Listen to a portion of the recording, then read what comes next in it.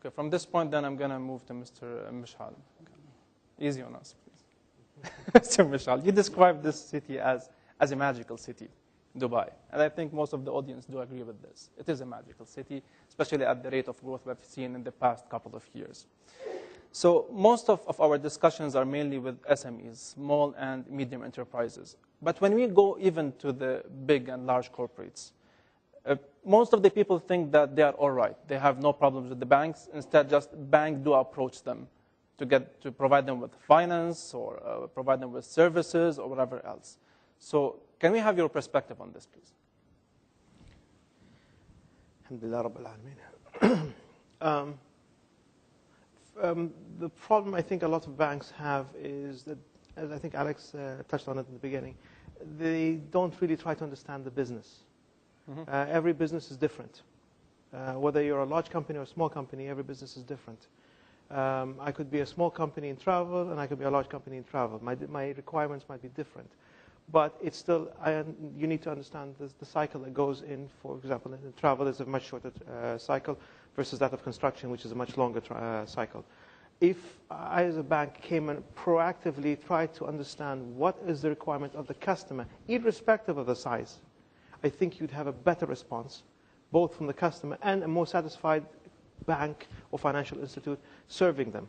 Because what most of them do is they think, okay, you have the money, we'll look for collateral, we will hold that as a hostage against you, we'll charge you a lot of interest on this thing, and oh, by the way, every once in a while, when things go pear-shaped, we'll restructure it on our terms again. So it constantly makes the appetite for wanting to go to financial institutions also something that you think about. Those that look for financial institutions for growth in our part of the world are really taking a big risk, because when things go pear-shaped, and they do go pear-shaped, as we've seen from 2009 onwards, can come at a very expensive cost. And I can think of 2 or 3 large companies here that have been in the paper that have experienced that because they thought that the banks were going to be, the financial institution's job is to be your friend, your financial friend, to help you overcome it. Unfortunately, a lot of them over here look and say, no, that's not the way we're going to go.